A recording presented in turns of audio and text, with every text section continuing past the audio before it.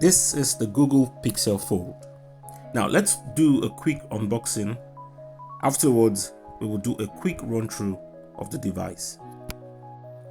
Opening it up, you have the phone itself, well padded in the box, the documents as usual, the cable for charging and a USB to Type-C dongle, so no chargers here.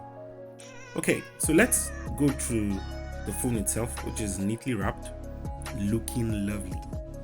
The Pixel Fold is quite pricey, but definitely one of the affordable foldables.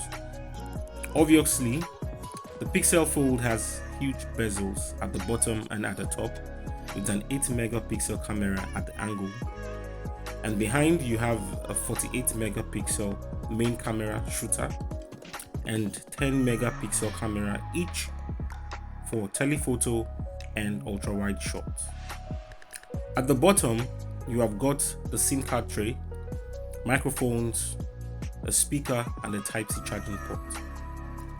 At the right side, you have the volume rockers and the fingerprint scanner. At the top, another speaker and the microphone. I realized that foldables are quite the all-in-ones of phones, just like how you have the 360 or 2-in-1 laptops which you can flip all the way.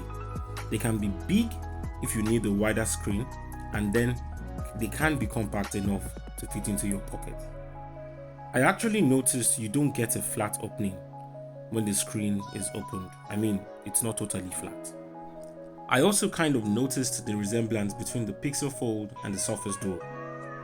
On the Surface Duo, you can flip the entire screen all the way behind. The only advantage using the Pixel Fold is the fact that you're having a full screen and not a divided screen like the Surface Duo. Comparing the Pixel Fold and my Active Tab 3, you notice the display format changes. You get a more boxy orientation on the Pixel and a rectangular orientation on the Active 3. However, on the Tab, you're stuck with that form factor, but on the Pixel, you have the option for portability. Also, comparing with my Poco X3 Pro, you definitely would prefer the foldable.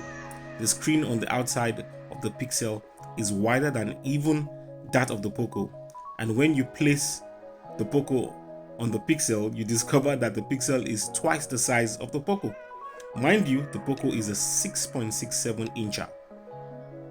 Watching movies, playing games on the Pixel Fold or any foldable is also a pleasant experience. You can zoom in to feel the screen, you can skip frames, just enjoy media consumption on the go.